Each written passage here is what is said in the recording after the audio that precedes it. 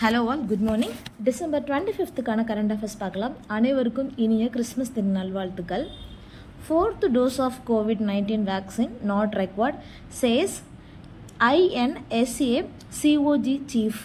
இந்த 4th டோஸ்க்கு பதிலாக டஸ்ன்னு எழுதியிருக்கேன், sorry. 4th dose of COVID vaccine 19 வந்துட்டு தேவையில்லை இப்போதைக்கு அப்படின்னு சொல்லியிருக்காங்க.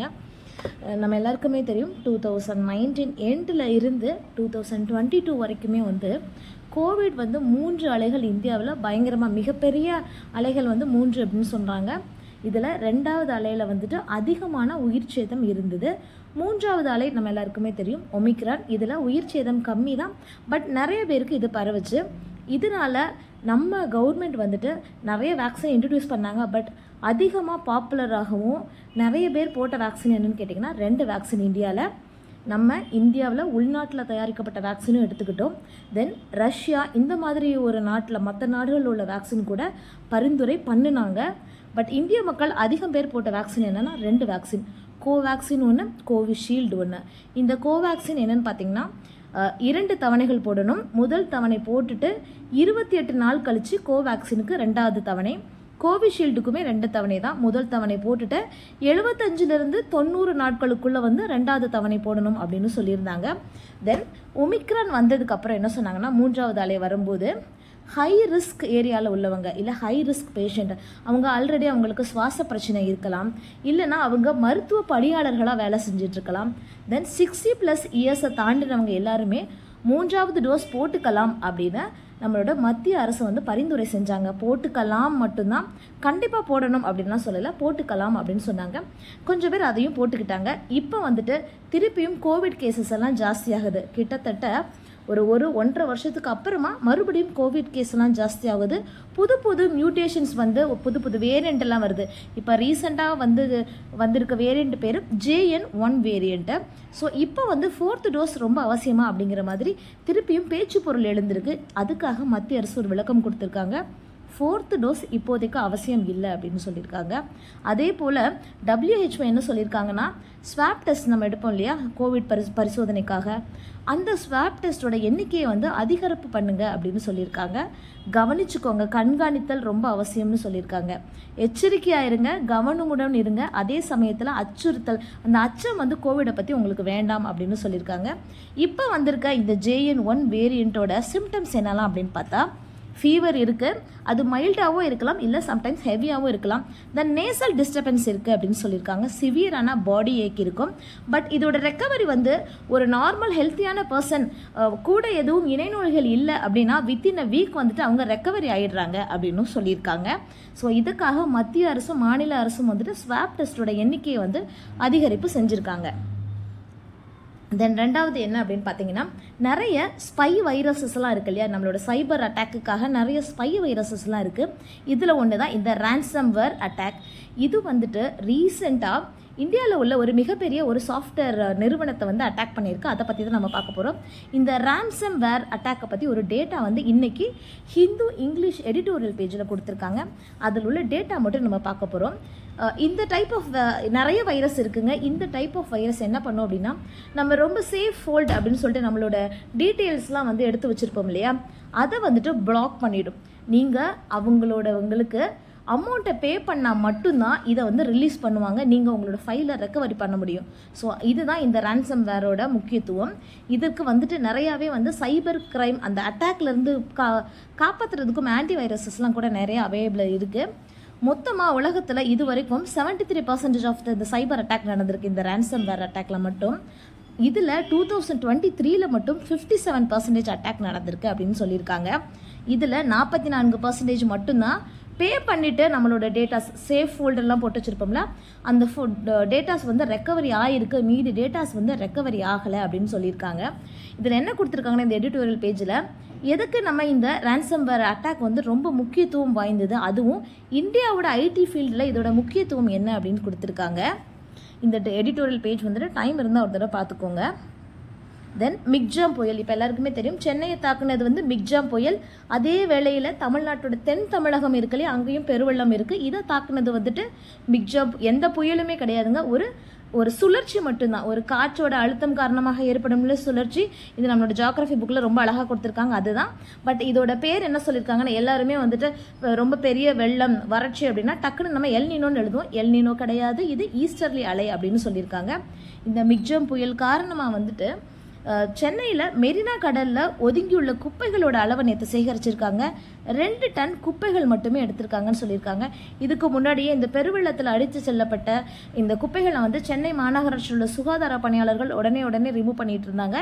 இப்போ மெரினாவில் மட்டும் 2 டன் குப்பைகள் இருக்குது அப்படின்னு சொல்லியிருக்காங்க. சரி, இப்போ ஒரு பெருவெள்ளம் வந்துருச்சு, ஒரு புயல் நடவடிக்கை வந்துருச்சு. இதில் இருந்து கவர்மெண்ட் ஒரு டிசாஸ்டர் மேனேஜ்மெண்ட் மாதிரி நிறைய முயற்சிகள் பண்ணிட்டு மக்களை மீட்டெடுப்பாங்க இல்லையா? இதில் என்னென்ன முயற்சிகள் இருக்குது அப்படிங்கிறத ஒரு ஸ்டெப் பை ஸ்டெப்பாக சின்னதாக பார்க்கலாம். ஃபஸ்ட்டு வந்துட்டு ஒரு முன்னெச்சரிக்கை கொடுப்பாங்க. வானிலை ஆய்வு மையமும் மத்திய அரசும் மாநில அரசும் வந்து மக்களுக்கு விழிப்புணர்வோடு இருக்கிறதுக்கான அறிவுறுத்தல்கள் நிறைய கொடுப்பாங்க, எச்சரிக்கைகள் பண்ணுவாங்க. கடலோரம் உள்ளவங்க, தென் ஆற்றங்கரை ஓரம் உள்ளவங்களெல்லாம் வந்துட்டு எங்கெல்லாம் வெள்ளம் வந்துட்டு அதிகமாக பாதிக்கப்படும் ஏரியாக்கள் அப்படின்னு சொல்கிறாங்களோ அங்கே உள்ள மக்கள் எல்லாம் ஃபஸ்ட்டு ரெஸ்கியூ பண்ணிவிட்டு நிவாரண முகாம்களை தங்க வச்சுருவாங்க. இது வந்து முன்னெச்சரிக்கை நடவடிக்கை. தென் அதிகமாக காற்று வந்தது அப்படின்னா பவர் சப்ளை கட் பண்ணிடுவாங்க. தென் பெருவெள்ளம் வந்து ஆரம்பிச்சிருச்சு அப்படின்ன உடனே மக்கள் எங்கெல்லாம் வந்துட்டு ரொம்ப கஷ்டப்படுறாங்களோ, அதாவது பெருவெள்ளத்தினால அவங்களோட இயல்பு நிலை பாதிக்கப்பட்டிருக்கோ அவங்களோட லைஃப்பை வந்து காப்பாற்றுவாங்க. ஸோ ஃபஸ்ட்டு வந்து சேவிங் லைஃப். இப்போ இது வந்து ஒரு பேரிடர், மழை பேரிடர் இருக்குது, அதில் என்னென்ன நடவடிக்கைகள் தான் பார்த்துட்ருக்கோம். ஃபஸ்ட்டு லைஃப்பை சேவ் பண்ணுவாங்க. ரெண்டாவது அவங்களோட பேசிக், இப்போ நிவாரண முகாமுக்கு கொண்டு வந்துட்டாலுமே அவங்களோட பேசிக் நீட்ஸ் இருக்கும் இல்லையா, அதை வந்துட்டு ஃபில்ஃபில் பண்ணுற மாதிரி அரேஞ்ச்மெண்ட்ஸ்லாம் பண்ணுவாங்க. Saving life, arrangement to meet their basic needs. ரெண்டாவது பவர் சப்ளை, அப்புறம் ரோடெல்லாம் இருக்கும் இல்லையா, அதெல்லாம் ரிப்பேர் பண்ணி திருப்பி அவங்களோட இயல்பு வாழ்க்கை பாதிக்காமல் திருப்பி மீட்டெடுப்பதற்கு வழி செய்வாங்க. மூன்றாவது வந்துட்டு ரிலீஃப் ஃபண்டு வந்துட்டு அனௌன்ஸ் பண்ணுவாங்க. தென் லோவர் இன்ட்ரெஸ்ட்டில் வந்துட்டு லோனுக்காக வந்துட்டு லோன் வந்து ஆஃபர் பண்ணுவாங்க. இன்ட்ரெஸ்ட் ரேட் ரொம்ப கம்மியாக வந்துட்டு லோன் வந்து ஆஃபர் பண்ணுவாங்க. ஏன்னா அவங்களோட எக்கனாமிக் லெவல் வந்து ரொம்ப கம்மியாக இருக்கும். சடனாக ஒரு டிசாஸ்டர் வரும்போது அவங்களோட நிறைய பொருள் இழப்பு இருக்குது, அதுக்காக வந்துட்டு இன்ட்ரெஸ்ட் கம்மியாக ஒரு லோன் கொடுப்பாங்க. தென் வந்து என்ன பண்ணுவாங்கன்னா, அக்ரிகல்ச்சர் லேண்ட் இருக்கும் இல்லையா, இப்போ நம்ம பார்க்கும்போது உயிர் சேதங்கள் மட்டும் பார்க்கக்கூடாது, பொருட்சேதங்களையும் சேர்த்து பார்க்கணும். ஸோ அக்ரிகல்ச்சர் லேண்ட் நிறையா இருக்குது, அதில் உள்ள பயிர்கள்லாம் அழிஞ்சிருக்கும். ஸோ அதற்கான ஒரு இழப்பீடு. தென் அனிமல்ஸ், கால்நடைகள் வந்து நிறைய பேர் வளர்ப்பாங்க, அது ஒரு தொழிலாக பண்ணுவாங்க. ஸோ ஆடு, மாடு, செம்மறி ஆடு, பசு மாடு, இந்த மாதிரி தனித்தனியாக வகைகளாக பிரித்து அவங்களுக்கு இழப்பீடு தர்றாங்க. தென் டெக்ஸ்டைல் இண்டஸ்ட்ரி, நிறைய பேரோட தறி வச்சு நெஞ்சிட்ருப்பாங்க, சின்ன சின்ன தறிகள் இல்லை வீட்டிலையே, அதுக்கு இழப்பீடு தர்றாங்க. தென் எம்எஸ்எம்இ, சிறு குறு தொழில்கள் இருக்கு இல்லையா, அதற்கும் வந்துட்டு வட்டி இல்லாத இல்லை குறைந்த வட்டியில் வந்துட்டு லோன் வந்துட்டு ஆஃபர் பண்ணுறாங்க. தென் குடிசை வீடுகள் இருக்கும், குடிசை வீடுகள் இழந்தவங்களுக்கு அதுக்காக ஒரு இழப்பீடு தர்றாங்க. இது எல்லாமே இருக்கும். அது போக என்ன அப்படின்னா, அட் அ டைம் இதே நடந்துட்டு இருக்கும்போது சைட் பை சைட் நம்மளோட சுகாதார பணியாளர்கள் வந்துட்டு குப்பை சேகரிப்பிலும் சரி, திருப்பி அவங்களோட லைஃப்பை ரீஸ்டோர் பண்ணுறதுக்கும் சரி கடுமையாக வந்துட்டு உழைச்சிட்ருக்காங்க. இது போக மீட்பு பணியினரும் வந்துட்டு மீட்பு பணியில் இருப்பாங்க. ஸோ இதுதான் ஒரு பேரிடர், வெள்ள பேரிடர் காலத்தில் கவர்மெண்ட் எடுத்துகிட்டு இருக்க முயற்சிகள் எல்லாமே. தென் தினமணியில் வந்துட்டு ஒரு ஆர்டிக்கல் இருக்குங்க, எடிட்டோரியல் ஆர்டிக்கல். ராஜாஜி எனும் ராஜஸ்ரீ அப்படி சொல்லிட்டு ஒரு ஆர்டிக்கல் இருக்குது. இதில் அவரை பற்றி நிறைய கொடுத்துருக்காங்க. நம்மளுக்கு முக்கியமான, இப்போ ராஜாஜி அவர்கள் அப்படின்னு சொன்ன உடனே நம்ம மைண்டில் வந்து சில பாயிண்ட்ஸ் எல்லாம் வரும்ல, அந்த பாயிண்ட்ஸை வந்து பேப்பர்லேயும் கொடுத்துருக்காங்க. இதை என்னெல்லாம் பார்க்கலாம். ஆலய பிரவேச சட்டம், இப்போ இந்த சட்டம் மட்டும் வந்து நம்மளுக்கு தெரியும், ஆனால் இந்த எடிட்டோரியல் பேஜில் இதுக்கு முன்னாடி என்ன சம்பவம் நடந்தது, இதுக்கப்புறம் என்ன சம்பவம் நடந்தது அப்படிங்கிற மாதிரி சொல்லியிருக்காங்க. இதில் என்ன சொல்லியிருக்காங்கன்னா, இதுக்கு முன்னாடி ஒரு கோவிலில் முன்னாடி வந்து தாழ்த்தப்பட்டவர்கள் வந்து கோவிலுக்குள்ள நுழைவது தடை, அப்படி அது ஒரு பெரிய குற்றம் அப்படிங்கிற மாதிரி முன்னாடியெல்லாம் இருந்தது. அப்படி ஒருத்தங்க உள்ளே போனதுக்காக அவங்களுக்கு கீழ் கோர்ட்டில் வந்து 75 ரூபாய் வரைக்கும் அபராதம் விதிச்சிருவாங்க. இதை மேல் கோர்ட்டில் வந்துட்டு வாதாடி இந்த அபராத தொகையை வந்து தள்ளுபடி செஞ்சிருப்பாரு ராஜாஜி அவர்கள். அவங்க வந்து வழக்கறிஞராக இருக்கும்போது இதை பண்ணியிருப்பாங்க. தென் அவங்க வந்துட்டு ஆட்சி பொறுப்புக்கு வந்ததுக்கப்புறம் இந்த ஆலய பிரவேச சட்டத்தை வந்து கொண்டு வந்திருப்பாங்க. தென் மதுவிலக்கு சட்டம், இதை பற்றி நம்ம புக்கில் அழகாக கொடுத்துருக்காங்க. ஒரு கேள்வி கேட்குறேன். மதுவிலக்கு சட்டம் கொண்டு வந்ததுனால கவர்மெண்டோட வருவாய் வந்து குறைஞ்சிருச்சு. இதை காம்பன்சேட் பண்ணுறதுக்காக அவர் ஒரு வரியை கொண்டு வந்திருந்தார். அது என்ன வரி அப்படின்னு தெரிஞ்சிருந்தா நீங்கள் கமெண்ட் பண்ணுங்கள். தென் என்ன சொல்லியிருப்பாங்கன்னா, விவசாய கடன்களுக்கான நிவாரண சட்டம், தஞ்சை பண்ணையில் உழவர் பாதுகாப்பு சட்டம், தென் திருச்செங்கோடில் ஒரு காந்தி ஆசிரமம் ஆரம்பிச்சிருப்பாரு, அதுவும் நமக்கு தெரியும். தென் நம்ம எல்லாருமே பார்த்தோம்னா நம்மளோட புக்கில் என்ன கொடுத்துருப்பாங்கன்னா, இந்த ஆலய நுழைவு இதுக்காக வந்து போராட்டம் பண்ணியவர் வந்து வைத்தியநாதன் அவர்கள் அப்படிங்கிறத நம்ம புக்கிலேயே கொடுத்துருப்பாங்க, நம்ம எல்லாருமே பார்த்துருப்போம். பட் இது ராஜாஜி அவர்களையும் இதே ரிலேட் பண்ணோம்னா, ராஜாஜி அவர்களோட தீவிர சீடர் தான் வந்து வைத்தியநாதர். இவர் இந்த ஆலய சட்டம் கொண்டு வந்த காரணத்தினால் இதை வந்து எல்லாருக்கும் பரப்பணும் அப்படிங்கிறதுக்காக இந்த வைத்தியநாதன் அவர்களை இவரே நியமிச்சார் அப்படின்னு இந்த பேப்பரில் கொடுத்துருக்காங்க, ஒரு தடவை பார்த்துக்கோங்க. தென் நம்ம எல்லாருக்குமே தெரியும் சேரன் மகாதேவி குருகுல ஒரு விஷயம், இந்த வாவே சு ஐயர் இருக்காங்க இல்லையா, அந்த குருகுல பிரச்சனை வந்து நம்ம எல்லாருக்குமே தெரியும், புக்லேயே கொடுத்துருக்காங்க. அதோட இன்னொரு பக்கம் நம்ம எல்லாரும் புக்கில் ஒரு சைடு பார்த்துருக்கோம் இல்லையா, அதோட இன்னொரு பக்கம் அப்படிங்கிறதும் வந்து அதில் கொடுத்துருக்காங்க. ஒரு தடவை டைம் இருந்தால் பார்த்துக்கோங்க, ஒரு வித்தியாசமான கோணத்தில் வந்து அந்த பார்வை இருக்குது. தென் ட்ரோன் பயன்பாட்டில் வேளாண் வருவாய் அதிகரிப்பு, ட்ரோனோட பயன்பாட்டினால் வேளாண் வருவாய் அதிகரிப்பு அப்படின்னு சொல்லிட்டு நம்மளோட பாரத பிரதமர் மோடி அவர்கள் சொல்லியிருக்காங்க. ரீசெண்டாக ஒரு கரண்ட் அஃபேர்ஸ் பார்த்தீங்கன்னா, பெண்களுக்கு 15,000 ட்ரோன் வந்துட்டு வரும் காலங்களில் நாங்கள் வழங்க போகிறோம் அப்படின்னு சொல்லியிருக்காங்க. இப்போ ட்ரோனை பற்றி எழுத சொல்லும்போது நம்ம இது ஒரு பாசிட்டிவ் அப்ரோச்சில் எழுதணும். அக்ரிகல்ச்சரில் பெஸ்டிசைட், ஃபர்டிலைசர் இது எல்லாத்துக்குமே வந்துட்டு ட்ரோன் யூஸ் ஆகுது, அதே நேரத்தில் பெண்கள் வருவாயை பெருக்கிறதுக்கும் யூஸ் ஆகுது அப்படிங்கிற மாதிரி சொல்லலாம்.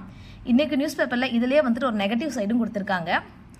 இந்தியாவோட ஒரு கப்பல் மேலே ஒரு வெளிநாட்டில் பயணம் செய்யும்போது அந்த கப்பல் மேலே ட்ரோன் தாக்குதல் நடைபெற்றிருக்கு அப்படின்னு சொல்கிறாங்க. ஸோ ஒரே விஷயந்தான் இன்றைக்கி நம்மளுக்கு இம்பேக்ட் வந்து பாசிட்டிவ் இம்பேக்டும் கிடச்சிருக்கு, நெகட்டிவ் இம்பேக்டும் கிடச்சிருக்கு. தென் இன்னொன்று என்னென்னு பார்த்தீங்கன்னா, உள்நாட்டில் கட்டப்பட்ட INS இக்பால் போர்க்கப்பல் நாளை கடற்படையில் சேர்ப்ப, இதை கடற்படையில் முன்னாடியே இணைச்சிட்டாங்க, நாளைக்கு இதை சேர்க்க போகிறாங்க, நாட்டிடம் ஆல்ரெடி ஒப்படைச்சாங்க. அந்த நிகழ்வு செப்டம்பர் மந்தே நடைபெற்றது. சரி, இதை பற்றி இதோட சிக்னிஃபிகண்ட் என்னெல்லாம் இருக்குது அப்படின்னு பார்க்கலாம். பிரம்மோஸ் ஏவுகணை தாங்கி போர்க்கப்பல், இது பேர் வந்துட்டு INS இம்பால். இந்த இம்பால் எதை பற்றி கொடுத்துருக்குறாங்கன்னா, மணிப்பூரோட தலைநகர் வந்து இம்பால் தானே, ஸோ அதை வந்து டினோட் பண்ணி இந்த இம்பால் கொடுத்துருக்காங்க. முதல்ல இந்த வடகிழக்கு மாநிலங்கள்லேருந்து இந்த பேர் எடுத்திருக்காங்க அப்படின்னு சொல்லியிருக்காங்க. இதோட நீளம் வந்து 144 மீட்டர் நீளமும், இது எவ்வளோ தூரம் பாரம் சுமக்கும் அப்படின்னா 7400 டன் பாரம் சுமக்கும். இதோட வேகம் வந்துட்டு மணிக்கு 56 கிலோமீட்டர் அப்படின்னு சொல்லியிருக்காங்க. தென் இதோட முக்கியமான ஒரு இலக்கு இதுதாங்க, இந்த போர்க்கப்பல்ல இருந்து நீங்கள் டைரெக்டாக தரையில் உள்ள இலக்குகளையும் தாக்கலாம், வானில் உள்ள இலக்குகளையும் தாக்கலாம், அதே சமயத்தில் நீர்மூழ்கி கப்பல்லாம் இருக்கு இல்லையா, அதே மாதிரி நீருக்கு மூழ்கி உள்ள இலக்குகளையும் தாக்கலாம் அப்படின்னு சொல்லியிருக்காங்க. ஸோ ஒரே கப்பல்லேருந்து 3 டைரக்ஷன் நம்ம வந்துட்டு தாக்குதல் நடக்கலாம். அதே போல் அணு ஆயுதம், உயிர் ஆயுதம், ரசாயனம் அப்படிங்கிற 3 வகை தாக்குதலையும் இது எதிர்கொள்ள தயாராக இருக்குது அப்படின்னு சொல்லியிருக்காங்க. ஒரே ஒரு கப்பலில் எவ்வளோ ஸ்பெசிஃபிகேஷன் இருக்குன்னு பாருங்கள். தென் இன்னொரு ஒரு டேட்டா கூட கொடுத்துருக்காங்க. இந்த இம்பால் பெயர் காரணத்துக்காக 1944 ஏப்ரல் 14 மணிப்பூரில் மொய்ராங் அப்படிங்கிற ஒரு இடம் இருக்குது. இதில் நேதாஜி அவர்கள் தேசிய கொடி ஏற்றி ஒரு உரையாற்றினாங்க அப்படின்னு சொல்லியிருக்காங்க. ஸோ இது எல்லாமே நினைவு வச்சு தான் இதுக்கு INS இம்பால் அப்படின்னு பேர் வச்சுருக்கோம் அப்படின்னு சொல்லியிருக்காங்க. இது போக இன்றைக்கி கரண்ட் அஃபேர்ஸில் பேப்பரில் என்னெல்லாம் இருக்குது அப்படின்னு பார்த்தீங்கன்னா, பொல்யூஷன்னால வந்துட்டு நிறைய ஹெல்த் டிசீஸ் இருக்குது இல்லையா, இதுக்கு கூட ஹெல்த் இன்சூரன்ஸ் பாலிசி எடுக்கலாம், இந்த மாதிரி ஒரு ஆங்கிளில் யாருமே யோசிச்சிருக்க மாட்டோம். இதை பற்றி ஒரு எடிட்டோரியல் இருக்குது, டைம் இருக்கவங்க படிச்சுக்கோங்க. Then India's job crisis, the macro economic reason, இந்த மேக்ரோ எக்கனாமி பற்றி நம்மளோட எக்கனாமிக் புக்கில் நல்லா கொடுத்துருக்காங்க, அதையும் ஒரு தடவை பார்த்துக்கோங்க. தென் என்ன கொடுத்துருக்காங்கன்னா, இந்தியாவில் the symptoms of low labour demand அப்படிங்கிற ஒரு பேராகிராஃப்க்கு கீழே கொஞ்சம் டேட்டா கொடுத்துருக்காங்க. தென் அடுத்த ஒரு கீவேர்டு என்னன்னு பார்த்தீங்கன்னா, jobless growth with Indian economy அப்படின்னு கொடுத்துருக்காங்க. ஜாப்லெஸ் க்ரோத், இந்த வேர்டை வந்து நீங்கள் நிறைய பேர் கேள்விப்பட்டிருப்பீங்க. அதாவது க்ரோத் ஜாஸ்தியாக இருக்கும், ஆனால் வேலை வாய்ப்பு பெருசாக இருக்காது. இது வந்து வெளியிலேருந்து பார்க்கும்போது இந்த நேஷனோட ஜிடிபி நல்லா இருக்குது, க்ரோத் நல்லா இருக்குது அப்படின்னு சொல்கிறாங்க. பட் உள்ளே வந்து பார்த்தீங்கன்னா மக்கள் தொகைக்கு ஏற்ற அளவு வந்து வேலைவாய்ப்பு கம்மியாக இருக்கும். இதுதான் இதோட கான்செப்ட். இதை பற்றியும் கொடுத்துருக்காங்க. தென் இந்த macro economic policy for India அப்படிங்கிற ஒரு தலைப்பிலும் கொடுத்துருக்காங்க. உங்களுக்கு டைம் இருக்கும்போது இதெல்லாம் பார்த்துக்கோங்க. இது நாளைக்கு பார்க்கலாம். தேங்க்யூ.